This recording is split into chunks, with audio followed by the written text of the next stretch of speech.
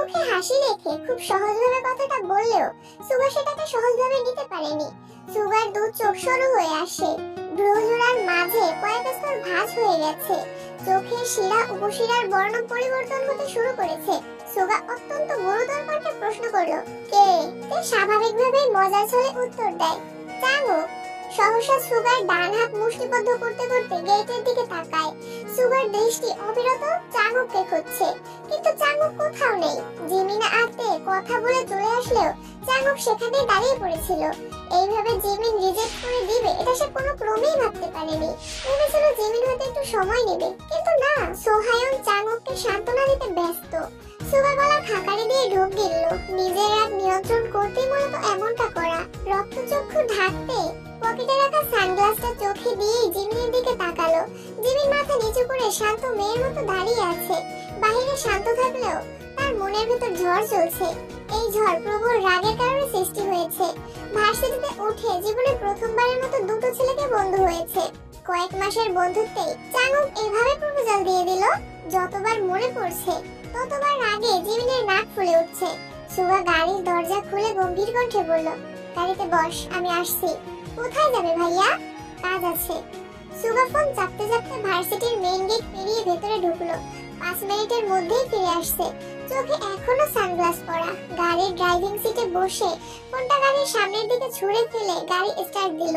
সানগ্লাসের কারণে চোখ দেখা না গেলেও মুখ বিবরে আটকে রাখা নিঃশ্বাসের কারণে গাল দুটো অনেক বেশি গুলুমুলু দেখা যাচ্ছে। তে জিমিনকে এটা সেটা বলে হাসানোর চেষ্টা করছে। চাঙ্গুকের বিষয়টা জিমিন সিরিয়াসলি নিলেও তে এত সিরিয়াসলি নেয়নি, বরং খুব মজা পেয়েছিল। কিন্তু জিমিনকে সে এভাবে মুড অফ করে থাকতে দিবে না। তাই রাজ্যের যত আজগুবি কাহিনী বানিয়ে বানিয়ে জিমিনকে বলছে। এক পর্যায়ে জিমিনের সব রাগ তের আজগুবি গল্পের কাছে হার মেনে নিয়েছে। জিমিন হাসতে হাসতে পেট চেপে ধরেছে, সেই সাথে তেও হাসছে। সুগা গাড়ির মিররের দিকে তাকিয়ে দুজনের স্পর্শফূর্ত হাসি দেখে দীর্ঘশ্বাস ছেড়ে আবারও মুখ ফুলিয়ে শ্বাস টানলো। দুই বান্ধবীর হাসি থামার নামই নেই। আজ যে ড্রাইভারের বদলে সুগা গাড়ি চালাচ্ছে, এদিকে তের কোনো হুঁশ নেই। আচমকা জিমিনের নজর মিররে পড়তেই আটকে উঠে তের হাত চেপে ধরে। শেষ। সুগার গৌরগম্ভীর চেহারা দেখে দুই বান্ধবীর হাসি গায়েব। চোখে চোখে ইশারায় কথা বলছে। তখনই সুগার ফোনে কল আসে। কলটা রিসিভ করে লাউড স্পিকারে রেখে দেয়। কোথায় আছিস? ওই যে হিটলার কল দিয়েছে। রাস্তায়। আমার বউ। অমনি সুগা লাউড স্পিকার অফ করে এক হাতে ফোন কানে ধরে নিয়েছে।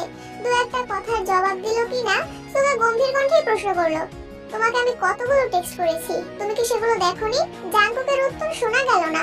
সুগা কিছুটা রাগান্বিত কণ্ঠে বলল, সেগুলো দেখে দ্রুত রিপ্লাই করো, রাখছি। জিমিনাতে দুজনেই মুখ চাওয়াচাই করলো। কারো মুখে কোনো কথা নেই। কিছুক্ষণের মধ্যেই তারা একটা রেস্টুরেন্টে ঢুকলো। এদের বসিয়ে সুগা সোজা ফ্রেশ হতে চলে গেছে। চোখে মুখে পানি দিয়ে টিস্যু দিয়ে হাত মুখ মুছতে মুছতে ওদের বিপরীতে বসে। এই ভার্সিটির সামনে সানগ্লাস পরেছিল, সেটা সবে মাত্র খুলেছে। তে খাবারের কথা বলতে গিয়ে সুগার দিকে তাকাতেই ভয় পেয়ে যায়। করুণ স্বরে আর্তনাদ করে ওঠে, ভাইয়া তোমার চোখ এত লাল কেন? তের আর্তনাদে জিমিনও সেদিকে তাকায়। চোখাচোখি হয় দুজনের। সুগার চোখের প্রতিটা শিরা উপশিরা রক্তাভ হয়ে আছে। তা দেখে জিমিনও ভয় পেয়ে গেছে। দৃষ্টি সরিয়ে নিয়েছে জিমিন। সুগাও অন্যদিকে তাকিয়েছে, কিন্তু তে অনর্গল প্রশ্ন করেই যাচ্ছে, তোমার চোখে কি পড়েছে? তুমি কি অসুস্থ? কিছু হয়েছে? রাগ উঠেছে? কোনো বিষয় নিয়ে আপসেট? বোনের অবিরাম প্রশ্নের উত্তরে সুগা শুধু বলল, চোখে মুখে পানি দিয়েছি, হয়তো তার জন্য। তাই সূক্ষ্ম দৃষ্টিতে দেখার চেষ্টা করলো। ভ্রুযুগল কুঁচকে আছে। সে জাঙ্কুকের রাগান্বিত চোখও দেখেছে, কিন্তু এতটা ভয়ানক নয়। পানি দিলে চোখ এত লাল হয়? আমার বেক কল পাইছো? ভালো করে তাকাও তো দেখি। হয়েছে, এত ডাক্তারি করতে হবে না। আমার ভাইয়ের ব্যাপারে আমি ডাক্তারি করব না তো কে করবে শুনি? অবশ্য তুমি চাইলে অন্য ব্যবস্থাও করতে পারি। কি ব্যবস্থা? আব্বুকে বলে একটা ডাক্তার ভাবে বাসায় নিয়ে আসবো। তখন আর আমার ডাক্তারি করতে হবে না। চোখ লাল কেন, হাত কাটা কেন, মাথা ধরা কেন, এই সব কিছুর চিকিৎসা ভাবেই করবে। সুগা ফোন রিসিভ করে উঠতে উঠতে বলল, হ্যাঁ, ডাক্তার মেয়ের বাপের তো আমার মেয়ে দেওয়ার জন্য বসে আছে। পাকামি বাদ দিয়ে খাবার শেষ কর। সুগা কথা বলতে বলতে উঠে গেছে। জিমিন তের দিকে তাকিয়ে ফিক করে হেসে উঠলো। এতক্ষণ যাবত অনেক কষ্টে সে হাসি আটকে রেখেছিল। জিমিনের হাসি দেখে তে প্রশ্ন করলো, কিরে তুই হাসছিস কেন? তোদের কথা শুনে আমি কল্পনায় তোর ভাবি আর ভাইকে নিয়ে ভেবেছিলাম। তোর ভাইয়ের যে রাগ আর তেজ, কোন মহিষের কপাল যে পড়বে আল্লাহই ভালো জানেন। ভাবি সকাল সন্ধ্যা হাসপাতালেই ভর্তি থাকবে। তোরে বলছে আমার ভাই যতটা রাগী তার থেকেও কয়েক গুণ বেশি কেয়ারিং। শুধু রাগী আর উগ্রমেজাজ হলে আমার মার খেয়ে সারা বছর হাসপাতালে ভর্তি থাকতে হতো, অথচ দেখ আমার ভাই আজ পর্যন্ত আমায় একটা থাপ্পড় পর্যন্ত দেয়নি। আমি বিশ্বাস করি না। সত্যি করে বল কয়দিন মার খেয়েছিস? আরে সত্যি বলছি, একদিনও না। এর মধ্যে সুগা চলে এসেছে। খেতে বসে এত কথা কিসের? তে পাস্তার প্লেট সুগার দিকে এগিয়ে দিয়েছে। সুগা খাবে না। তেদের খাওয়া শেষ করতে করতে কম করেও 4-5 বার ফোনে কথা বলার জন্য উঠে গিয়েছে। যতবার এসে বসেছে ততবারই তে এটা সেটা সেধেছে, কিন্তু সুগা কিছুই কৃচ্ছে না। অবশেষে তে আর জিমিনের জোড়াজুড়িতে সুগা একটা ড্রিঙ্কস নিয়েছে। কালো রঙের গ্লাস ভেদ করে সুগা এক দৃষ্টিতে তাকিয়ে আছে জিমিনের লালিত মুখমণ্ডলে। মেয়েটা আহামরি সুন্দরী নয়, তবে তার চোখের দিকে তাকালে মনে হয় উপচে পড়ছে তীব্র মায়া। ছোট থেকেই মেয়েটাকে দেখছে সুগা, কিন্তু কখনো ওইভাবে চোখ মুখ খেয়াল করেনি। তবে ইদানিং মেয়েটার প্রতি অন্যরকম টান কাজ করে। রাত বেড়েতে হঠাৎই তাকে দেখার স্বাদ জাগে। দেখা হলেও ঠিক মতো তাকাতে পারে না। চোখাচোখি হলে মেয়েটা লজ্জায় নুয়ে যায়। মেয়েটার অস্বস্তি দেখে সুগাও আর তাকাতে পারে না। সামনে থাকলে তাকাতে পারে না ঠিকই, কিন্তু চোখের আড়াল হলেই বুকের ভেতর ছটফটানি শুরু হয়ে যায়, যে ছটফটানির বলে ব্যাখ্যা করা সম্ভব নয়। আস্তে সাথে তাকায় জিমিন তের সঙ্গে কথা বলায় ব্যস্ত। এই সুযোগে সুগা মুগ্ধ আঁখিতে জিমিনকে দেখেই যাচ্ছে। আচমকা সুগার দু ঠোঁটের এক কোণ কিঞ্চিত প্রশস্ত হয়। ফোন হাতে নিয়ে ফেসবুকে টাইমলাইনে একটা পোস্ট করে, তুমি আমার ক্ষয়িষ্ণু হৃদয়ের মায়াময় প্রশান্তি। ওদের খাওয়া শেষ অনেকক্ষণ হলো। তে কয়েকবার সুগাকে চলে যাওয়ার কথা বলেছে, কিন্তু সুগা তার কথা কানেই তুলছে না। জিমিনের বাসা থেকে কল আসছে। কথা শেষ করে জিমিন চেয়ার থেকে উঠতে উঠতে বলল, আমি আসছি তে, বাসায় যেতে হবে। এই মেয়ে, কোন সাহসে উঠে যাচ্ছ? বসো বলছি। জিমিনের সম্পূর্ণ দেহ একবার কম্পিত হয়, সেই সাথে হৃদস্পন্দন থেমে গেছে কয়েক সেকেন্ডের জন্য। ধপ করে চেয়ারে বসে পড়েছে, নিঃশব্দে শ্বাস ছাড়লো। এমন ভাবে সে কখনো কারো ধমক খায়নি। ভয়ে কলিজা পর্যন্ত ঠান্ডা হয়ে গেছে। জিমিনের সাথে তেও কিছুটা ভয় পেয়েছে। দুজোড়া চোখ অসহায়ের মতো সুগার দিকে তাকিয়ে আছে। আমি যখন নিয়ে আসছি বাসা পর্যন্ত আমিই দিয়ে আসবো। ইমার্জেন্সি বাসায় যাওয়া প্রয়োজন। কেন? বাসা যাওয়ার এত তাড়া কিসের? নানু অসুস্থ, দেখতে যেতে হবে। ও আচ্ছা, চলো তাহলে। আমি একা। সুগা গাড়ির চাবির রিং সহ হাতটাকে এমন ভাবে টেবিলের উপরে রেখেছে যে কাঁচ আর চাবির শব্দে আশপাশ স্তব্ধ হয়ে গেছে। সেই সঙ্গে বন্ধ হয়ে গেছে জীবনের অর্ধেক বলা কথাটাও। যথারীতি ওদের নিয়ে গাড়ি স্টার্ট দিল সুগা। কিছু দূর যাওয়ার পর থেকেই তীব্র যানজট। সুগা স্টিয়ারিংয়ে মাথা ঠেকিয়ে বসে আছে। চাঙ্গুকের কথা মাথা থেকে কোনোভাবেই সরাতে পারছে না। খানিক বাদে বাদে রক্ত টকবক করে উঠছে। রাগ কন্ট্রোল করতে পারছে না, আর সেই রাগের প্রভাব পড়ছে তে আর জিমিনের উপর। যানজট পেরিয়ে জিমিনকে বাসা পর্যন্ত এগিয়ে দিল। তারপর তেকে নিয়ে বাসায় আসছে। বাসায় ঢুকে এক গ্লাস পানি খেয়ে ফ্রিজ থেকে বরফের টুকরো বের করে মাথায় দিতে দিতে বেরিয়ে পড়েছে। ইয়ন জুন রোয়া এতবার ডাকলেন, কত প্রশ্ন করলেন, কিন্তু সুগা নিরুত্তরে বেরিয়ে গেছে। ঘন্টা খানেকের মধ্যেই সুগা জাঙ্কুকের অফিসে আসছে। আশেপাশে না তাকিয়ে সরাসরি জাঙ্কুকের কেবিনে হাজির হলো। চোখের সানগ্লাসটা খুলে টেবিলের উপর ছুঁড়ে মারলো। জাঙ্কুক দীর্ঘ মনোযোগ দিয়ে ল্যাপটপে কাজ করছিল। জাঙ্কুকের অপর পাশে টেবিলের পাশে দু হাত রেখে কিছুটা ঝুঁকে রাগান্বিত কণ্ঠে হুঙ্কার দিয়ে উঠলো, আটকালে কেন আমায়? জাঙ্কুক নিরুত্তর। দুদিন হয়নি ঢাকা এসে মানুষের পাখনা গজাই গেছে। পাখনা দুটো আজই পুড়াইয়া দিতাম। ওই ছেলের জিমিনকে প্রপোজ করার সাহস হয় কি করে? তার বুকটা চিরে হৃৎপিণ্ডটা মেপে দেখার তীব্র ইচ্ছা আমার। আটকালে কেন আমায়? বস, এখানে আমি বসতে আসিনি। তুমি মারবার জন্য নিষেধ কেন করেছো? ওই ছেলের প্রতি এত দয়া কিসের তোমার? এখনো সময় আছে, একবার ওকে বলো। জাঙ্কুক একটু উচ্চ স্বরে পিএস কে ডাকলো। পিএস আসতেই স্বাভাবিক কণ্ঠে বলল, একটা কোল্ড কফি দিতে বলো, সাথে কিছু নাস্তা আনানোর ব্যবস্থা করো। জি ভাইয়া। শোনো, অন্য কাউকে না পাঠিয়ে বরং কষ্ট করে তুমি যাও। নাস্তার সাথে ভালো দেখে একটা ফুলের মালা নিয়ে আইসো। আর হ্যাঁ, অবশ্যই সেটা যেন তাজা ফুলের মালা হয়। জেলা ছাত্রলীগের সভাপতি আমার অফিসে আসছে। কাগজ ফুলের মালা দিলে তো মান সম্মান থাকবে না। জি আচ্ছা ভাইয়া বলে পিএস চলে গেছে। সুগা অগ্নিদৃষ্টিতে জাঙ্কুকের দিকে তাকিয়ে আছে। পিএস বের হতেই সুগা রাগান্বিত কণ্ঠে চিৎকার চেঁচামেচি শুরু করেছে। জাঙ্কুক সেসবে পাত্তা না দিয়ে ল্যাপটপে কাজ করছে আর মিটিমিটি হাসছে। তাদের দু ভাইয়ের দুরকম সমস্যা। জাঙ্কুকের রাগ যখন কন্ট্রোলের বাইরে চলে যায় তখন তার হাত পা স্থির থাকে না। কোনো ছেলের উপর রাগ উঠলে সেই ছেলেকে হাসপাতালে পাঠিয়ে তবেই শান্ত হয়। আর পরিবার বা প্রিয়তমার উপর রাগ করলে সেই রাগ নিজের উপর দিয়ে যায়। কখনো দেয়ালে অবিরাম ঘুষি দিয়ে নিজেকে ক্ষত বিক্ষত করে, কখনো বা শখের জিনিসগুলো ভেঙে চুরে একাকার করে ফেলে। অন্যদিকে সুগার স্বভাব উল্টো, মারপিটে তার কোনো প্রকার আগ্রহ নেই। তবে জাঙ্কুক বিদেশ থাকাকালীন ভাইয়ার জন্য অনেকবার অনেককেই হালকা পাতলা মার দিতে হয়েছে। তবে খুব বেশি রাগ উঠলে সুগা প্রচুর চিল্লায়, যা মুখে আসে তাই বলতে থাকে, কাউকে পরোয়া করে না। তার কথার লজিক থাকুক বা না থাকুক, রাগ উঠেছে মানে সে চিল্লাবেই। এই স্বভাব অনেকটা তেরও আছে, বুঝুক আর না বুঝুক চিৎকার করে বাড়িঘর মাথায় উঠিয়ে ফেলবে। পুরো 10 মিনিট সুগা গলা ফাটিয়ে চিৎকার চেঁচামেচি করেছে, অথচ জাঙ্কুক নীরব শ্রোতা। সে তার ভাইয়ের স্বভাব জানে। সুগার রাগ উঠেছে মূলত জাঙ্কুকের উপর। এই রাগ আরো 2-3 মাস আগে থেকেই। জাঙ্কুককে সে বেশ কয়েকবার ওয়ার্ন করেছে, মারতেও চেয়েছে, কিন্তু জাঙ্কুক প্রতিবারই বাধা দিয়েছে।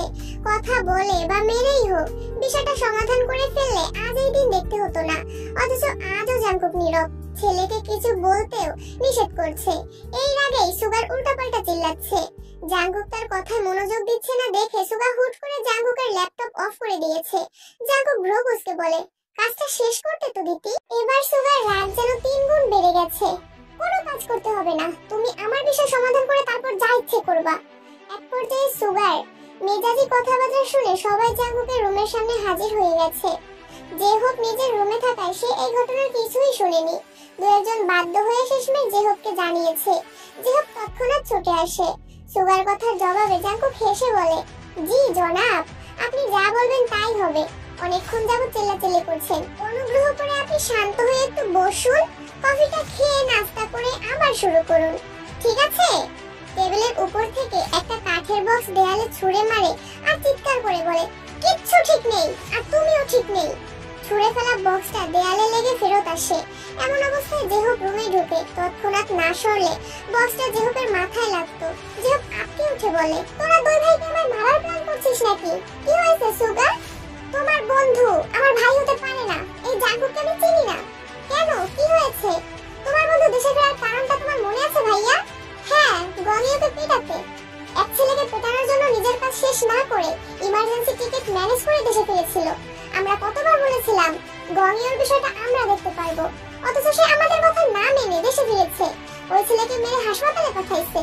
টানা 3 মাস ছেলে হাসপাতালে ভর্তি ছিল।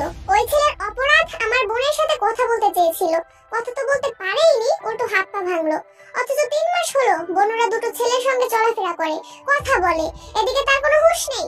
এ কোনোভাবেই আমার ভাই হতে পারে না। এই বিষয় নিয়ে আমিও জাঙ্কুককে অনেকবার বলেছি, কিন্তু ওর মাথায় কি ঘুরছে এটা আল্লাহ ছাড়া আর কেউই জানে না।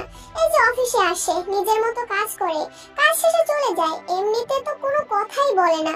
কোনো কিছু 10 বার জিজ্ঞেস করলেও উত্তর দেয় না। সুগা কিছুক্ষণ নীরব থেকে জাঙ্কুকের দিকে তাকিয়ে হঠাৎ গম্ভীর কণ্ঠে বলে উঠল, আমার খুব ভয় হচ্ছে। ভাইয়ের এমন আচরণ আমায় খুব ভাবাচ্ছে। ভাই হয়ে বোনের প্রতি অন্যায় করছি না তো? যাকে চোখ বন্ধ করে ভরসা করি, যার হাতে আমার একমাত্র আদরের বোনকে তুলে দিয়েছি, সে আমার বোনকে আর আমাকে ঠকাবে না তো? জাঙ্কুকের ভ্রু কুঁচকে আসে। 2 ভ্রুর মাঝে কয়েকবার ভাঁজ পড়ে। বড় গম্ভীর কণ্ঠেই বলে, কি সব বাজে কথা বলছিস? অনেক হয়েছে, এবার থাম। কেন থামবো? আমি কি এমন বাজে কথা বলেছি? তুমি বেশ কিছুদিন যাবত আমার বোনকে ইগনোর করছো। কি ভাবছো আমি দেখি না? আমাকেও কিছু শেয়ার করো না, নিজের মর্জি মতো চলো। 3 দিনের জন্য বাড়ি থেকে গায়েব হয়ে গেছো। এত কল দিলাম, রিসিভ করার প্রয়োজন মনে করোনি। একটা সময় পর্যন্ত যে জাঙ্কুক ভাই বলতো আমার বোনের চোখে নিজের ধ্বংস দেখে, সেই এখন আমার বোনের হাস্যজ্জ্বল জীবনটাকে ধ্বংস করতে উঠে পড়ে লেগেছে। সত্যি করে বলো, আমার বোনের থেকে তোমার জীবনে কি এমন গুরুত্বপূর্ণ জিনিসের আবির্ভাব হয়েছে যে তুমি আমার বোনকে এত অবহেলা করছো? নাকি তোমার জীবনে নতুন কোনো রমণীর আগমন ঘটেছে যে আমার বোনের থেকেও? সুগা কথা সম্পূর্ণ করার আগে জাঙ্কুক রাগান্বিত কণ্ঠে বলল, আমার লোচনে দেখা ভয়ঙ্কর সুন্দরী হলো আমার তে।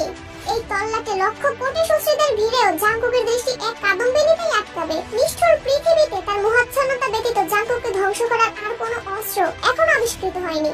শেষবারের মতো বলছি, কান খুলে শোন। তোর বোনই আমার জীবনের একমাত্র রমণী, যার আগে বা পরে ভুল ক্রমেও কোনো মেয়ে আমার জীবনে আসেনি আর আসবেও না। তোর বোন ছিল, আছে আর সারা জীবন পাশে থেকে এই জাঙ্কুকের উপর তার কৃতিত্ব চালাবে। এই জাঙ্কুকের প্রাণ এক তেতেই নিবদ্ধ। যদি তাই হয় তবে আমার বোনের প্রতি এত অবহেলা কেন? আমার বোনকে কেউ অবহেলা করবে এটা আমি কখনোই সহ্য করব না। সে যদি জীবন জাঙ্কুক হয় তাও না, ডোন্ট কেয়ার। জাঙ্কুক ভ্রু উঁচিয়ে চোখ বড় বড় করে তাকিয়ে আছে। সুগা যে তাকে ঠান্ডা হুমকি দিচ্ছে জাঙ্কুক খুব ভালোই বুঝতে পারছে, তাই এভাবে চেয়ে আছে। ভাই হিসেবে কি আমি চাইবো না যে আমার বোন সবসময় হাসি খুশি থাকুক? এটা কি আমার অপরাধ? জাঙ্কুক নিজের চেয়ারে হেলান দিয়ে বসে কণ্ঠস্বর দ্বিগুণ ভারী করে বলে, আমার তোর বোনকে অবহেলা করার জন্য তোর বোনই দায়ী।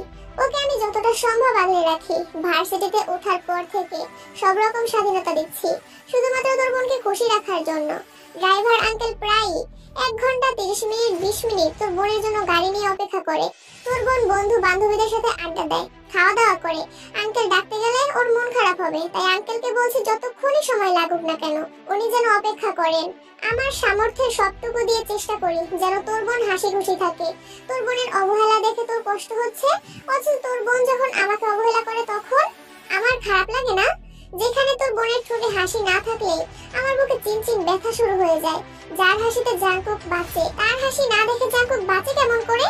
কি হয়েছে? হানসুইয়াপুর বিয়ের সময় তুই না করা সত্ত্বেও আমি জোর করেই ওকে নিয়ে আসছিলাম যাতে লিসা তোর বোনের মাথায় আজে বাজে কথা ঢুকাতে না পারে। ভার্সিটির ক্লাস শেষে আমার জন্য ওয়েট করতে বলছিলাম। তোর বোনের হাতের মেহেদি নষ্ট করেছি, মন খারাপ করেছিল। ভাবছিলাম মেহেদি মোছার বিষয়টা ওকে বুঝিয়ে বলবো, অথচ তোর বোনের অপেক্ষা করার ধৈর্য হয়নি, বন্ধুদের সাথে খেতে চলে গেছে। যাও ভাবছিলাম ওকে বোঝাবো, ওর আচরণের কথা বলতেই ইচ্ছে হয়নি। তারপর আরেকদিন ফেসবুকে ঢুকতেই তোর বোনের পোস্ট সামনে আসছে যেখানে চাংওক আর সোহায়ুনের উল্টাপাল্টা কমেন্ট দেখে আমার পায়ের রক্ত মাথায় উঠে গেছে। স্বাধীনতা দিয়েছি বলে ওই ছেলেগুলোকে ফ্রেন্ড লিস্টে অ্যাড করে ফেলবে? একবার ভাবার প্রয়োজন বোধ করেনি? ওই দিন বাসায় যাওয়ার পর তোর বোনকে কি যেন বলতে আসছিলাম, আমি এক প্রকার রাগেই কথা বলছিলাম, এতে তোর বোন রেগে গেছে। এরপর রাতে তোদের বাপ ছেলের কথোপকথন শুনে আমার মেজাজ আরো খারাপ হয়েছিল। তোর বাপ যেভাবে মেয়ের শ্বশুর বাড়ির সুখের কথা বলেছিলেন তা সহ্য করতে পারিনি, তাই চলে আসছিলাম। 5 দিন থাকলে কাজ মোটামুটি গোছাতে পারতাম।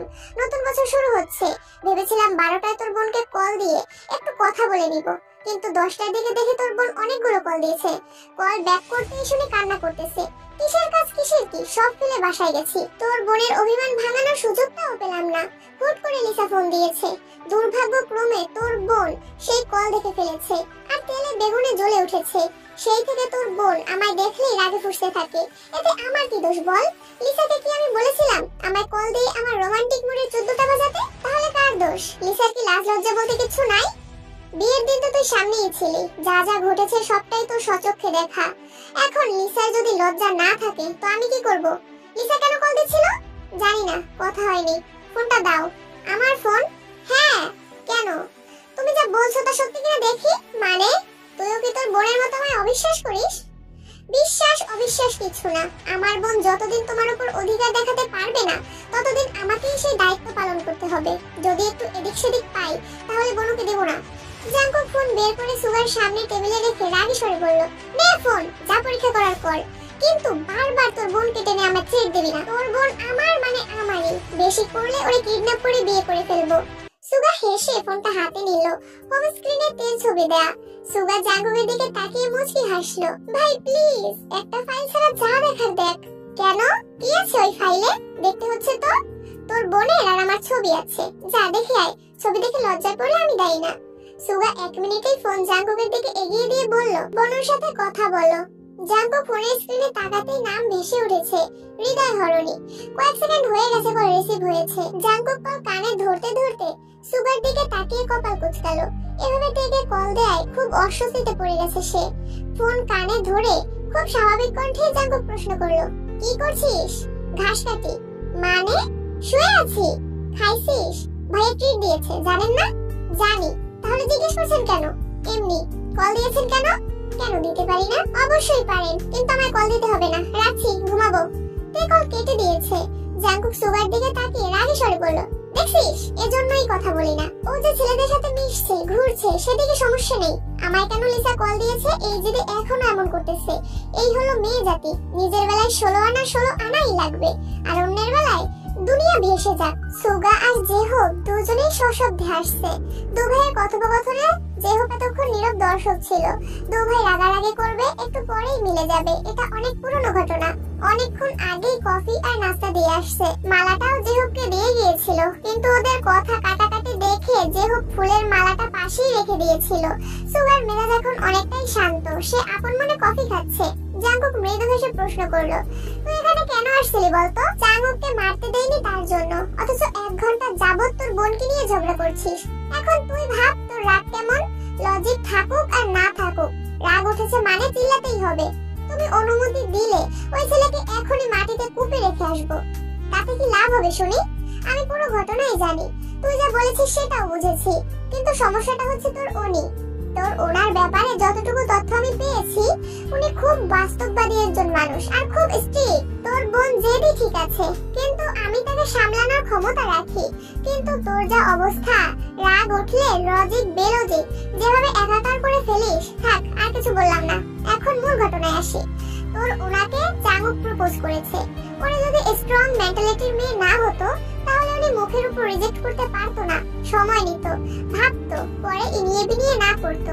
এখন এই ঝামেলাবিহীন ঘটনায় তুই গিয়ে হুট করে ওই ছেলেকে পেটালি। এতে আর কিছু হোক বা না হোক, জিমিনের সামনে তোর ইমেজটা নষ্ট হবে। তুই রাজনীতি করিস, এটা অলরেডি একটা নেগেটিভ ইস্যু। এখন এভাবে মারপিট করলে অবশ্যই জিমিনের কাছে কথা যাবে, তোর প্রতি তার নেগেটিভ চিন্তা ভাবনা আরো বেড়ে যাবে। এখন তো কথা বলে, পরে দেখবি তোকে দেখলে কথাও বলবে না। তখন প্রপোজ করতে গেলে জীবনেও অ্যাকসেপ্ট করবে না, বরং সম্পর্ক আরো নষ্ট হবে। আমি চাই না তুই একই ধাক্কা 2 বার খাস। প্রথমত তোর ভুল ছিল না, তবুও কষ্টটা তুই বেশি পাইছিস। এত বছর পর নতুন করে কারো প্রতি ইমোশন আসছে, ইমোশনটা ধরে রাখিস। ভুল রাস্তায় পা বাড়ানোর আগে অন্ততপক্ষে 10 বার ভাবিস। আর ওই ছেলে যদি বাড়াবাড়ি করতে আসে, তখন বিষয়টা আমি দেখব, তবুও তুই কিচ্ছু করবি না প্লিজ।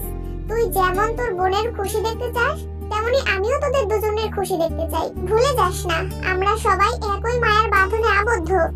আমার কিছু হলে যেমন তুই কষ্ট পাবি, তোর কিছু হলে তেমন তোর বোনও কষ্ট পাবে, আর তোর বোনের কিছু হলে আমি তো শেষ হয়ে যাব। প্লিজ ভাইয়া, এভাবে বলো না, কারণ কিচ্ছু হবে না ইনশাআল্লাহ। কত শত স্বপ্ন পূরণ করা বাকি, প্রাপ্তি খাতা যে এখনো শূন্য। জীবনের সফলতা, প্রেম, বিয়ে কিছুই তো হলো না। এই জীবনে কি পেলাম আমি? আমার কতদিনের ইচ্ছে মামা ডাক শোনার, সেই ইচ্ছেটাও তো কেউ পূরণ করছে না। সুগার কথা শুনে জাঙ্কুক শুকনো মুখে বিষম খেলো। যে হোক তাড়াতাড়ি পানির গ্লাস এগিয়ে দিচ্ছে। কোন রকমে একটু পানি খেয়ে গ্লাসটা টেবিলে রাখতে রাখতে জাঙ্কুক বলল, তোর বোনের সাথে প্ল্যানিংটা তাহলে খুব শীঘ্রই করতে হচ্ছে। জাঙ্কুকের কথা শুনে সুগা পুনরায় বেকুব হয়ে গেছে। জাঙ্কুকের সিরিয়াস মুড ঠিক করতেই সুগা মজা করেছিল। জাঙ্কুক যে এমন কথা বলবে এটা সে ভাবতেই পারেনি। যেহেতু ঠাট্টা স্বরে বলল, বাহ, প্রেম বিয়ের খবর নেই, ডিরেক্ট বাপ হওয়ার ধান্দা। সবাই তো সিরিয়াল মেইনটেইন করে, আমি বরং উল্টোটা করলাম, শুধু আমার বউটা রাজি হলেই হবে। সুগা আর জেহব দুজনেই হাসছে, সেই সাথে জাঙ্কুকও। বেশ কিছুক্ষণ চললো এসব ফাজলামো। জাঙ্কুকের জুনিয়র সুগাকে মামা ডাকবে নাকি চাচ্চু, সেই নিয়েও আলাপচারিতা চললো। খানিকক্ষণ বাদে সুগা স্বাভাবিক কণ্ঠে জিজ্ঞেস করলো, ভাইয়া, জিমিন কি আমার জন্য ঠিকঠাক? আমি আবারও ভুল পথে পা বাড়াচ্ছি না তো? দেখ ভাই, সিদ্ধান্ত নেওয়ার ক্ষমতা আমাদের আছে, কিন্তু সেই সিদ্ধান্ত সঠিক নাকি ভুল তা বলার ক্ষমতা আমাদের নেই। জিমিন মেয়েটা খুব ভালো, এই কথায় আমার কোনো ভুল নেই, কিন্তু তোকে আর একটু সাবধান হতে হবে। আমি জানি তুই ওর জন্য নিজেকে প্রতিনিয়ত পরিবর্তন করার চেষ্টা করছিস, তারপরও একটু কেয়ারফুল থাকিস।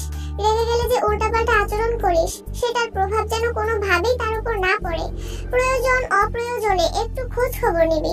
জানিস তো, মেয়েরা সুদর্শন পুরুষের থেকেও দায়িত্বশীল পুরুষের প্রেমে বেশি পড়ে। দুপুর পেরিয়ে বিকেল হয়ে গেছে, দু ভাইয়ের কথা ফুরাচ্ছে না। এর মধ্যে ফুপ্পি জাঙ্কুকে কল দিয়েছিল। দু ভাই ফুপ্পির সঙ্গে কথা বলেছে। জাঙ্কুক আর সুগা যতই ব্যস্ত থাকুক না কেন, সপ্তাহে অন্ততপক্ষে একদিন হলেও ফুপ্পির সাথে দেখা করে আসে। বোগাম ভাইয়া এখনো দেশে ফেরেনি, তবুও রোজের একাই দুবারিতে যাতায়াত করতে হয়। একদিকে জেহবদের একমাত্র বোন, অন্যদিকে ওই বাড়ির বড় বউ। রোজ সবারই খুব আদরের, বিশেষ করে কিম তেহির।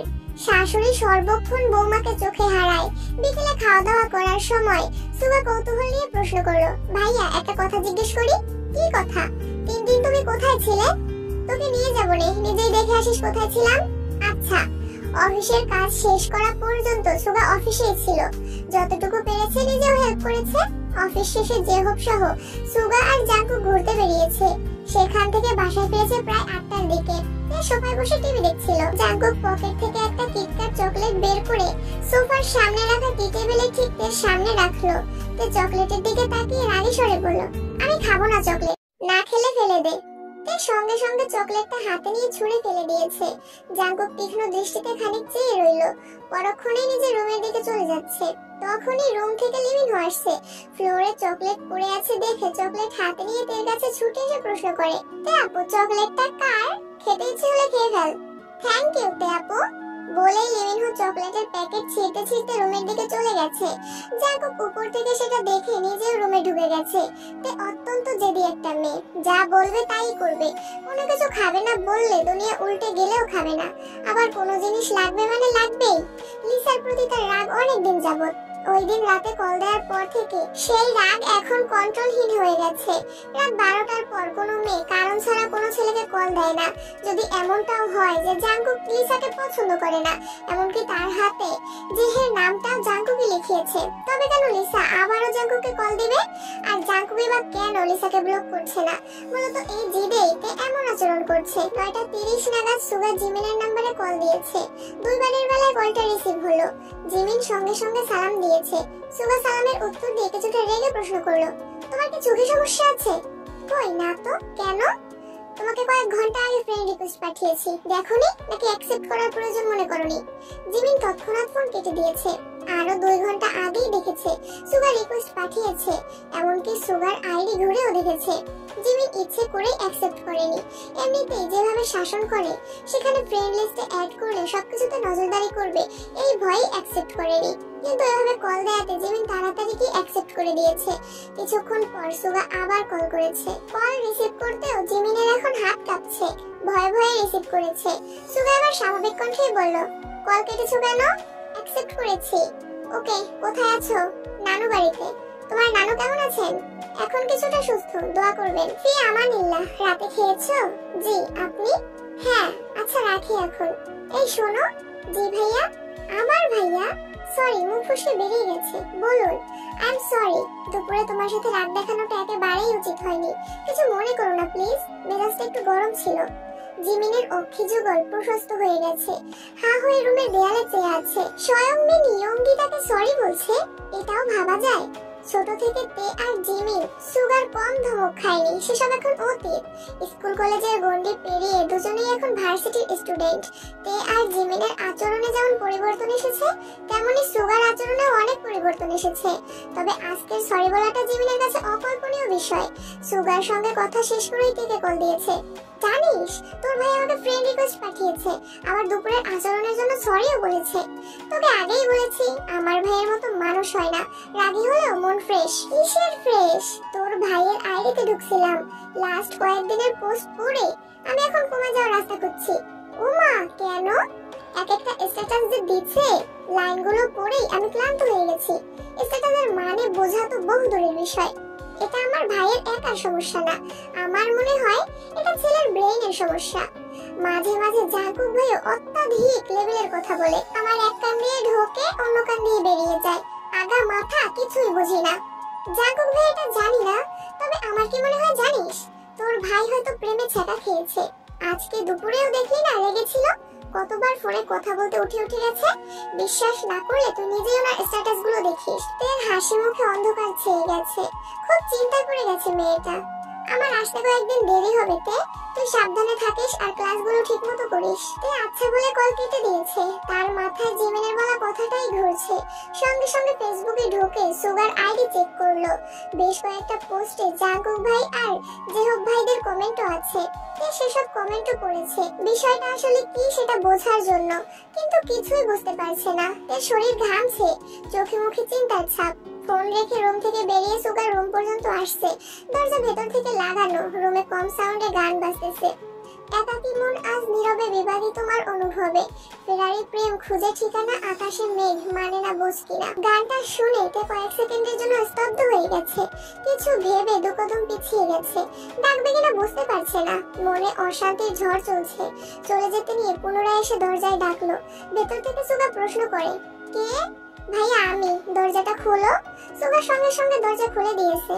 তে সুগাকে পাশ কাটিয়ে রুমে ঢুকে ফোনের গানটা অফ করে একটা চেয়ার টেনে ঠিক রুমের মাঝখানে ফ্যানের নিচে বসেছে। তের এমন আচরণে সুগা একটু অবাক হয়েছে। তের দিকে তাকিয়েই শুধালো, এত রাতে তুই এখানে? কিছু হয়েছে? হ্যাঁ হয়েছে, তবে আমার না, তোমার। সুগা ঢোক গিলে নিজেকে স্বাভাবিক রাখার চেষ্টা করে।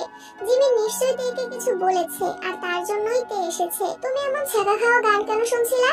কি হয়েছে তোমার? কিছু হয়নি, গানটা ভালো লাগে তাই শুনছিলাম। এসব গান তারাই শোনে যাদের মনে অনেক দুঃখ। তোমার মনে কিসের দুঃখ বলো? কে তোমায় কি বলেছে? আরে আমায় কে কি বলবে বল, কিছুই হয়নি আমার, টেনশন করিস না। টেনশন তো করতেই হবে, দুপুর থেকে তোমার মধ্যে অস্বাভাবিকতা লক্ষণ করছি। বাই এনি চান্স তোমার কি তার সঙ্গে কোথাও দেখা হয়েছিল? কার সঙ্গে? তোমার অতীত, যার জন্য তুমি এখনো এসব গান শুনতেছো। মাথা নষ্ট হয়েছে তোর? আমি কাউকে মিস করে এসব গান শুনছি না, আর কারোর সঙ্গে আমার দেখাও হয়নি। তুই অযথা চিন্তা করছিস।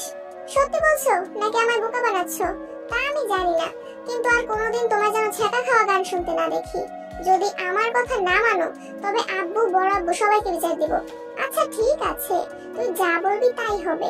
এখন আজে বাজে চিন্তা বাদ দে, শুধু শুধু চিন্তা করে চেহারাটাকে পেটনের মতো করে দিছিস। ঘুমা গিয়ে। উঠে যেতে নিবে হঠাৎ এতে থমকে দিলেই শক্ত কণ্ঠে বলা শুরু করলো, ভাইয়া শোনো, কোনোদিন যদি ভোর ক্রমে ওই মেয়ের সঙ্গে তোমার দেখা হয়ে যায়, চোখ বন্ধ করে একটা থাপ্পড় মারবা।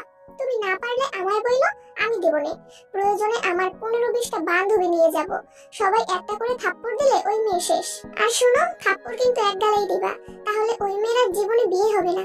তের কথা শুনে সুগা নিঃশব্দে হাসছে, কিন্তু তের চোখ রাগে জ্বলছে।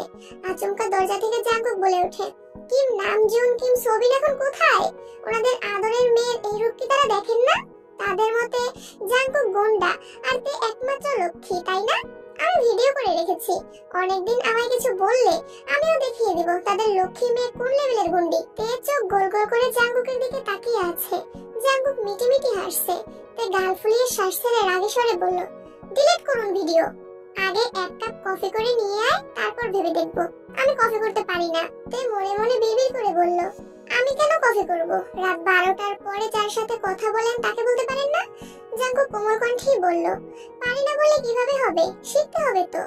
আমি শিখিয়ে দিচ্ছি, বানিয়ে নিয়ে আয়। তের ইচ্ছে না থাকা সত্ত্বেও কফি বানাতে যাচ্ছে। সাবধান, হাত পুড়ায়েন না আবার। জাঙ্কুক সুগার সাথে 2 মিনিট কথা বলে দ্রুত নিচে আসছে। তে ততক্ষণে গ্যাসে পানি গরম দিয়েছে মাত্র। জাঙ্কুক রান্নাঘরে এসে শান্ত কণ্ঠে বলল, যা, আমি করতেছি। আপনি যদি করবেন তবে আমায় পাঠাইছিলেন কেন? তোরে কিছু বললে তো ভয় লাগে, যদি হাত পা পুড়াইয়া ফেলিস তাহলে তো জীবনের জন্য আমার কফি খাওয়া বন্ধ হয়ে যাবে। এখন ভিডিওটা ডিলিট করুন। ভিডিও করিনি, ডিলিট কি করব? মানে আপনি আমার সাথে ফাজলামো করছেন? জি ম্যাম। তে রাগে জাঙ্কুকের মুখের পানে চেয়ে আছে। রাগ করছেন? তে রাগে ফুঁসছে। জাঙ্কুক পুনরায় বলল, রাগটাকে একটু কমানো যায় না? আমার রাগে কার কি যায় আসে? সরি। তে ভেঞ্চি কেটে চলে যেতে নিলে জাঙ্কুক ডেকে বলে, কাল বিকেলে রেডি থাকিস, একটা জায়গায় নিয়ে যাব। আমি যাব না। কেন? আমার কোথাও যাওয়ার মুড নেই, তাও আবার আপনার সাথে। ঠিক আছে, আমার সাথে না গেলে সুগার সঙ্গে যাস, কারোর সাথেই যাব না। না গেলে কিন্তু স্পেশাল কিছু মিস করবি। মিস যদি না করতে চাস তাহলে কালকের জন্য রাতটা পাশের বাড়িতে রেখে সুগার সঙ্গে চলে যাস। আমি যাব না মানে যাবই না। তে রাগে কটমট করতে করতে চলে যাচ্ছে। জাঙ্কুক পিছন থেকে আবারও ডেকে বলে, ভেবে দেখিস রাতটা পাশের বাড়িতে রাখা যায় কিনা। তে আর পেছন ফিরে তাকায়নি, বিড়বিড় করে বকতে বকতে রুমে চলে গেছে। সকাল থেকে জাঙ্কুক আর সুগা বাসায় নেই। অফিস 3 দিনের ছুটি, কিন্তু 2 ভাই ভোরবেলা না খেয়ে বেরিয়ে পড়েছে। সুগা ঠিক 2টার সময় বাসায় ফিরেছে। 1-1.5 ঘন্টা থেকে বুঝিয়েছে, রিকোয়েস্ট করেছে রেডি হওয়ার জন্য, কিন্তু যেদিনে যাবে না মানে যাবেই না। জাঙ্কুকের প্রতি ক্ষোভই কমছে না তার। জাঙ্কুক ভাইকে দেখলে একটু একটু প্রেমানুভূতি জাগলেও সুগার কথা মনে পড়তেই সব ভুলে যায়। সুগা ভাইয়ের মতো তার জীবনটাও এমন হবে না তো? নিসার সাথে যদি জাঙ্কুক ভাই সত্যি কিছু থেকে থাকে তবে তাকেও তার ভাইয়ের মতো ছেঁকা খাওয়া গান শুনে জীবন কাটাতে হবে, এসব ভেবেই মাথা ব্যথা শুরু হয়ে যায়। তেকে বোঝাতে ব্যর্থ হয়ে সুগা 4টার দিকে আবার বেরিয়ে পড়েছে। কিম, নামজুন আর সোবিন সন্ধ্যায় সোফায় বসে চা খাচ্ছেন আর গল্প করছিলেন। সেই সকালে জাঙ্কুক আর সুগা বেরিয়েছিল। সুগা 2 ঘন্টার জন্য বাসায় ফিরলেও জাঙ্কুক সারা দিনেও ফেরেননি। বিষয়টা দু ভাইয়েরই নজরে পড়েছে। জাঙ্কুকের আম্মুকেও জিজ্ঞেস করেছে উনি জানেন না। সারাদিনে জাঙ্কুকের সাথে কথাও হয়নি। কিম নামজুন নিজেও দুবার কল দিয়েছেন, নো রেসপন্স। জাঙ্কুকের সঙ্গে বাবা চাচার দূরত্ব দিনকে দিন বেড়েই চলেছে। জাঙ্কুকের টাইম মতো অফিস যায়, নিজের কাজও ঠিকঠাক মতো করে, সেই সাথে বাবা চাচার কাজও একা হাতে সামলায়। কাজের বাইরে 10 মিনিটের জন্য ওনাদের সাথে বসে না, এক কাপ চা পর্যন্ত খায় না, প্রয়োজনের বাইরে কোনো কথা পর্যন্ত বলে না। অথচ একটা সময় পর্যন্ত জাঙ্কুক যা করত সব আব্বু আর চাচুকে জানিয়ে করত। বাহিরে থাকাকালীনও রেগুলার আব্বু আর চাচুর সঙ্গে কথা হতো। গত 1.5 বছরে ছেলের এত পরিবর্তন মেনে নিতে পারছে না জাঙ্কুকের আব্বু। প্রায় দু ভাই এই বিষয় নিয়ে কথা বলেন, কিন্তু এর কোনো সমাধান পান না। রাত 9টার দিকে জাঙ্কুক কয়েক বক্স মিষ্টি নিয়ে বাসায় আসছে। একটা বক্স হাতে নিয়ে সোজা উপরে তেল রুমে হাজির হয়েছে।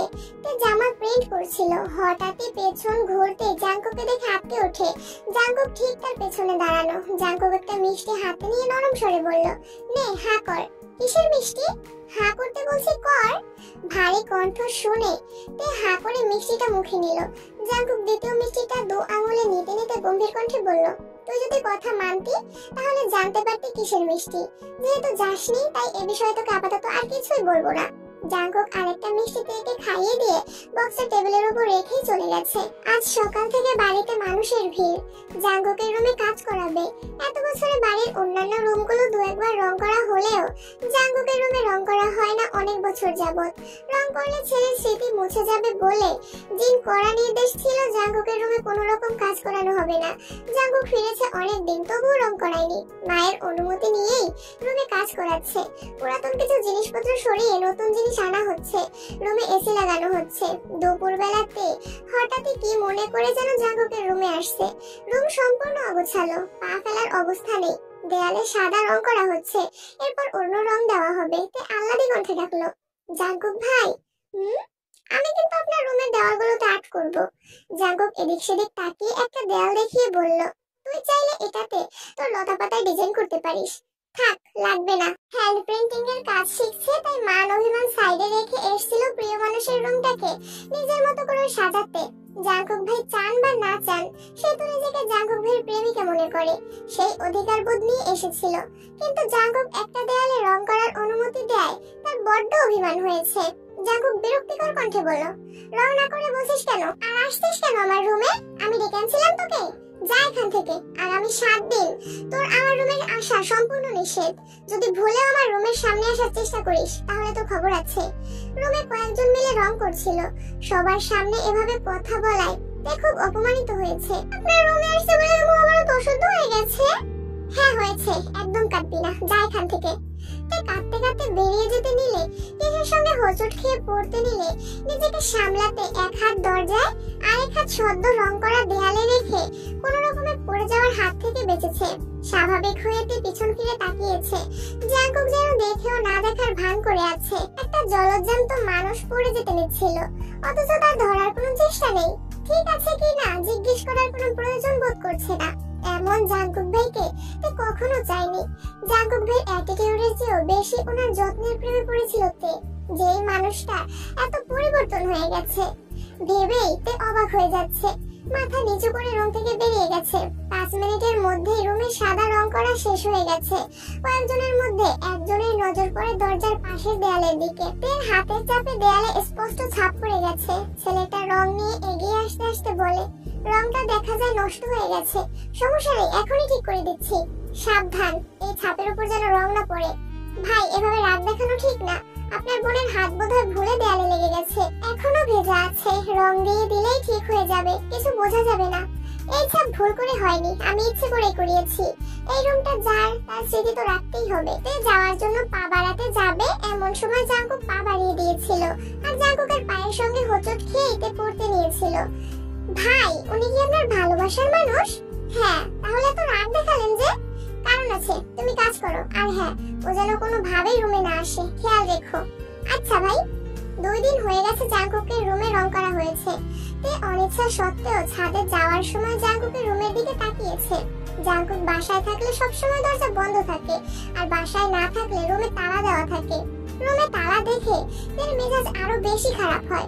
সন্ধ্যার দিকে তে ড্রয়িং রুমে বসে মা কাকিয়াদের সঙ্গে আড্ডা দিচ্ছিল। তে আকস্মাৎ বলে উঠলো, বড় আম্মু তুমি কি জানো তোমার ছেলে অবৈধ কাজ করে? মানে কি বলছিস কি? হ্যাঁ, তা না হলে বাড়ির মধ্যে এত মানুষ থাকা সত্ত্বেও ওনার রুমে তালা দিয়ে রাখতে হয় কেন বলো? জাঙ্কুক রুমে তালা দিয়ে রাখে? হ্যাঁ, বিশ্বাস না করলে উনি বাসায় না থাকলে দেখে এসো। আচমকা মাথায় গাঁটটা খাওয়ায় তে উফ বলে পেছন ফিরে তাকাতেই দেখে জাঙ্কুক দাঁতে দাঁত চেপে দাঁড়িয়ে আছে। কণ্ঠস্বর দেখুন ভারী করে বলে, রুমে তালা দিয়ে রাখছি বলে কি আমি অবৈধ কাজ ব্যবসা করি? এ কেমন লজিক? আচ্ছা আমি কি অবৈধ কাজ করি বল? না বলতে পারলে তোর একদিন কি আমার একদিন। আপনার ব্যবসা আপনিই ভালো জানেন। তে উঠতে নিলে জাঙ্কুক ধমক দিয়ে বলে, সব বিষয় নিয়ে ফাজলামো করবি না। তোদের যন্ত্রণায় রুমে তালা দিয়ে রেখেছিলাম। আমার রুমে অনেক গুরুত্বপূর্ণ কাগজপত্র আছে, যার মধ্যে একটা কাগজ হারালে সেটাকে খুঁজে বের করা জীবনেও সম্ভব না। সেগুলো যেন নষ্ট করতে না পারিস তার জন্য তালা দিয়ে রেখেছিলাম। মাথা নিচু করে তে চেয়ারে বসে আছে। ইদানিং জাঙ্কুক ভাইয়ের সাথে ঝামেলা একটু বেশিই হচ্ছে। মজা করে কিছু বললেও জাঙ্কুক ভাই কেমন যেন সিরিয়াস হয়ে যায়। জাঙ্কুক এক কাপ কফি নিয়ে সোফায় বসে গিয়েছে, ল্যাপটপে কাজ করছিল। তে কিছুক্ষণ বসে থেকে রুমে চলে যাচ্ছে। সিঁড়ি দিয়ে ওঠার পথে হঠাৎ নজর পড়ে ল্যাপটপের পাশে রাখা জাঙ্কুকের ফোনের দিকে। ফোনে একটার পর একটা কল আসছে। জাঙ্কুকের সেদিকে কোনো নজর নেই, মনোযোগ দিয়ে কাজ করছে আর কফি খাচ্ছে। তে তিনটা সিঁড়ি নিচে নেমে দেখার চেষ্টা করছে কার কল আসছে। সূক্ষ্ম দৃষ্টিতে তাকিয়ে কোন রকমে শিওর হলো কথাগুলো বা কলগুলো লিসা আপুর নাম্বার থেকে আসছে। তের মেজাজ খারাপ হতে 2 সেকেন্ড সময় লাগে। জাঙ্কুক ভাইয়ের সঙ্গে সম্পর্কের অবনতির মূলে এই লিসা আপু। তে রাগে গজগজ করে নিজের রুমে চলে গেছে, কিন্তু রুমেও স্থির হতে পারছে না। একবার রুমের ব্যালকনিতে যাচ্ছে, একবার শুয়েছে। রুম থেকে বেরিয়ে সিঁড়ি পর্যন্ত এসে আবার রুমে চলে যাচ্ছে। কি করবে না করবে বুঝতে পারছে না। একবার রুম থেকে বেরিয়ে ব্যালকনিতে আসতেই নিচে নজর পড়ে সোফায় জাঙ্কুক ভাই নেই। ল্যাপটপ ফোন এমনিতেই পড়ে আছে, রান্নাঘরেও কেউ নেই। তে দ্রুত সিঁড়ি দিয়ে নেমে আসে। ফোনে লক খোলা দেখে তাড়াতাড়ি করে কল লিস্টে ঢুকেছে। লিসা আপুর নম্বর থেকে মোট 35টা মিস কল এসেছে। তখনই ফোনে একটা মেসেজ আসছে। তে মেসেজটায় চাপ দিতেই লিসার নাম্বার থেকে আসা শত শত মেসেজ চোখের সামনে ভেসে ওঠে। যত ধরনের আবেগী প্রেমময় কথা আছে সবই বলেছে। এত মেসেজ পড়ার সময় নেই। লুকিয়ে জাঙ্কুকের ফোন দেখছে, এই ভয়ে হাত কাঁপছে। আগেও কয়েকবার জাঙ্কুকের ফোন ধরতে নিষেধ করেছিল, তারপরও তে ফোন ধরেছে। কয়েকটা মেসেজের উপর হঠাৎ জাঙ্কুকের দেয়া একটা মেসেজ চোখে পড়ে। মেসেজটাতে লেখা ছিল, তোকে আর কিভাবে বললে আমাকে বিরক্ত করা বন্ধ করবি বল? বহুবার বলেছি আমি সিঙ্গেল না। যদি মনে করিস ঘন্টায় 100 মেসেজ করলে আমি গার্লফ্রেন্ডের সঙ্গে ব্রেকআপ করে তোর সঙ্গে রিলেশনে যাব, তাহলে তুই বোকার স্বর্গে বাস করছিস। কারণ আমার এমন কোনো সুযোগ নেই। এখন পর্যন্ত কাউকে বলিনি, তোকেই প্রথম বলছি আমি বিবাহিত। বাসার কেউ জানে না যে আমি বিয়ে করেছি। বিদেশে বউ। সহসা জাঙ্কুক তের হাত থেকে ফোন কেড়ে নেয়। অগ্নি দৃষ্টিতে চেয়ে রাগান্বিত কণ্ঠে বলে, কতবার বলেছি আমার ফোনে হাত দিবি না, কোন সাহসে ধরেছিস? তের ঢোক গেলছে, কান্না যেন ভেতর থেকে উপচে পড়তে চাইছে। অবিরত হেসকে উঠছে। কাঁদো কাঁদো কণ্ঠে শুধালো, জাঙ্কুক ভাই আপনি বিবাহিত? হ্যাঁ, বিদেশে বউ রেখে আসছি, কিছুদিন পর চলে যাব। হয়েছে শান্তি? আপনি সত্যি বিবাহিত? আমার একটা বাচ্চাও আছে, এখন যাই এখান থেকে। বাচ্চার কথা শুনে তের হেসকি থেমে গেছে, সেই সাথে নিঃশ্বাস আটকে গেছে গলায়। নিজের চোখ আর কান কোনো কিছুতেই বিশ্বাস করতে পারছে না। আঁখি জোড়ায় পানি টইটুম্বর হয়ে আছে, শুধু উঠতে পড়তে বাকি। আপনি সত্যি বিবাহিত? আর একটা কথা বললে এমন থাপ্পড় দিব, 7 দিন অজ্ঞান হয়ে পড়ে থাকবি। যা এখান থেকে। স্তব্ধ হয়ে গেছে। এক দৃষ্টিতে চেয়ে আছে জাঙ্কুকের মুখের পানে। চোখে পানি জমার জন্য চোখে ঝাপসা দেখছে। জাঙ্কুক আবারও ধমক দেয়, যা এখান থেকে। তের সঙ্গে সঙ্গে চলে গেছে। তের সারা রাত নির্ঘুম কেটেছে। ছটফট করতে করতে রাত পার করেছে। কাঁপতে কাঁপতে চোখ মুখ ফুলিয়ে একাকার অবস্থা করে ফেলেছে। সকালে কোনো মনে হালকা নাস্তা করেই ভার্সিটিতে চলে গেছে। এই বাড়িটাতে এখন তের দম বন্ধ হয়ে আসছে। একটা ক্লাস কোনো মতে করেছে, ক্লাসও বিরক্ত লাগছে, এই তাই মাঠই ছিল। ওরা সবাই ক্লাস শেষ করে তের কাছে এসে বসেছে। জিমিন এখনো নানুবাড়ি থেকে ফেরেনি, তাই অসহায় তের কষ্ট শেয়ার করার মতো কেউ নেই। তের চোখ মুখ ফোলা দেখে তের বন্ধুরা বারবার জিজ্ঞেস করছে কি হয়েছে বলার জন্য, কিন্তু তে কিছুই বলছে না। ওদের জোড়াজোড়িতে তে শেষমেশ বলেছে, আমি যাকে ভালোবাসি তিনি অলরেডি বিবাহিত আর এক বাচ্চার বাপ। ওরা সবাই আর্তনাদ করে ওঠে। সোহায়ও মনে মনে খুশি হয়েছে। এ যেন মেঘনা চাইতেই জল। ওদের জোড়াজড়িতে তে কয়েকদিনের ঘটে যাওয়া বিস্তারিত ঘটনা বলেছে। ওদের মধ্যে একটা মেয়ে খুব তেরা, সে কপাল গুটিয়ে বলা শুরু করলো, এত কিছুর পরেও তুই ওই বাড়িতে আছিস কেন? আমি হলে তো কবেই বাড়ি থেকে চলে আসতাম। চোখের সামনে প্রিয় মানুষ অপ্রিয় হওয়ার চেয়ে চোখের আড়ালে যা খুশি করতে থাকো। এই যে তোর এত কষ্ট, খারাপ লাগা, কিছুদিন দূরে থাকলেই দেখবি সব ভুলে গেছিস। তুই এক কাজ কর, তুই হোস্টেলে সিট নিয়ে নে, আমাদের সঙ্গে হোস্টেলে থাকবি। আমরা একসাথে ঘুরবো ফিরবো, আড্ডা দিব, পড়াশোনাও করব। দেখবি তোর মাথা থেকে ওনার ভূত একেবারে চলে যাবে, তখন আর আবেগ কাজ করবে না। তাই আবারও কান্না শুরু করেছে। ওরা সবাই বুঝিয়েও তেকে শান্ত করতে পারছে না। কাঁদতে কাঁদতে হিজাবের অর্ধেক ভিজিয়ে ফেলেছে, চোখ মুখ লাল টকটকে হয়ে গেছে। ওরা সবাই প্রায় ঘন্টাখানেক বুঝিয়েছে। তাদের সব কথার মূল কথা তে যেন বাড়ি থেকে চলে যায়। তে হোস্টেলে আসলে সোহায়নের জন্য বেশ সুবিধা হবে, তাই সোহায়ন আরো বেশি উৎসাহ দিচ্ছে। শেষ পর্যন্ত তেও মন স্থির করেছে সে বাড়ি ছেড়ে চলে আসবে। ভার্সিটি কোচিং করার সময় একবার মন স্থির করেছিল ভার্সিটিতে চান্স পেলে বাড়ি ছেড়ে চলে আসবে, কিন্তু জাঙ্কুক ভাইয়ের আবেগে জড়িয়ে এতদিন বাড়ি ছাড়ার ইচ্ছে হয়নি। তবে ইদানিং জাঙ্কুক ভাইয়ের আচরণ প্রতিনিয়ত থেকে কষ্ট দিচ্ছে। গতকালের বলা কথাটাই তে পুরোপুরি বিধ্বস্ত হয়ে গেছে। এমন অবস্থায় তার পক্ষে একই বাড়িতে জাঙ্কুকের মুখোমুখি চলাফেরা করা কোনোভাবেই সম্ভব না। তাই সিদ্ধান্ত নিয়েছে সে সত্যি হোস্টেলে চলে আসবে। স্যারের সাথে কথা বলে ফর্ম নিয়ে গেছে। ভার্সিটি থেকে ফেরার পর থেকে তে ইয়ঞ্জনের রুমেই শুয়ে আছে। এই বাড়ি ছেড়ে, বাড়িগুলোর মানুষকে ছেড়ে, আম্মুকে ছেড়ে হোস্টেলে চলে যাবে ভাবতেও বুকের ভেতরটা কেঁপে উঠছে। মাকে জড়িয়ে ধরে ফুপিয়ে ফুপিয়ে কাঁদছে তে। ইয়ঞ্জন পাশ ফিরে তের মুখের দিকে তাকালো, কান্নায় ভেজা চোখের দিকে যে অত্যন্ত মোলায়েম কণ্ঠে শুধালেন, কি হয়েছে মা, কাঁদছিস কেন এভাবে? কেউ কিছু বলেছে? কিছু হয়নি আম্মু। ইয়ঞ্জন বেশ কয়েকবার থেকে জিজ্ঞেস করেছেন, কিন্তু তে উত্তর দেয়নি। আম্মুকে জড়িয়ে ধরেই ঘুমিয়ে পড়েছে। সন্ধ্যার দিকে ইয়ঞ্জন উঠে গেছেন। তে সন্ধ্যার আরো অনেক পর পর্যন্ত ঘুমিয়েছে। ইদানিং মন খারাপের কারণে ঠিকমতো খাওয়া দাওয়া করে না মেয়েটা, শরীরও অনেক দুর্বল হয়ে গেছে। জাঙ্কুক সন্ধ্যার দিকে বাসায় ফিরেছে। তের রুমের সামনে দিয়ে যাওয়ার সময় নজর পড়ে তের রুমের দরজা খোলা, ফোনটাও বিছানার উপর পড়ে আছে। গতকাল রাতে ধমক দেওয়ার পর থেকে এখনো তেকে দেখেনি জাঙ্কুক। তের রুমে পাওয়ার আলো কিন্তু তে কোথাও নেই। ফাঁকা রুম দেখে জাঙ্কুকের বুকটা মোচড় দিয়ে উঠেছে। নিচে জেনি আর লিমিনহো খেলছে, কিন্তু ওখানে তে নেই, রুমেও নেই। ফোনটা রুমে ফেলে গেছে। রুম থেকে বের হওয়ার জন্য দু কদম এগোতেই তের ফোনে কল বেজে উঠেছে।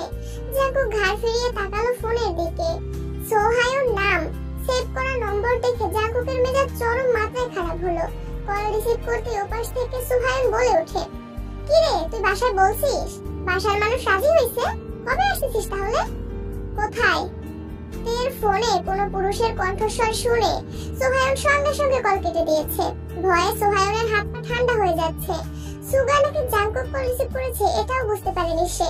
অবশ্য বোঝার কথাও না, কারণ জাঙ্কুককে দেখলেও ঠিকমতো কথা শুনেনি। আর সুগার কথা সোহায়ন শুনেছে, তাছাড়া ফেসবুকে ছবিও দেখেছে। এখনো বাস্তবে দেখেনি, তাই কণ্ঠস্বর বোঝার কোনো উপায় নেই। এখন তের জন্য সোহায়নের খুব চিন্তা হচ্ছে। তে বাসায় না বলে থাকলে নিশ্চয়ই এখন বকা খাবে। জাঙ্কুক এর ফোন রেখে নিজের রুমে চলে গেছে। জানুয়ারি মাসের হাড় কাঁপানো শীতেও রাগে জাঙ্কুকের শরীর ঘামছে। ফ্রেশ হয়ে সোজা নিচে আসছে।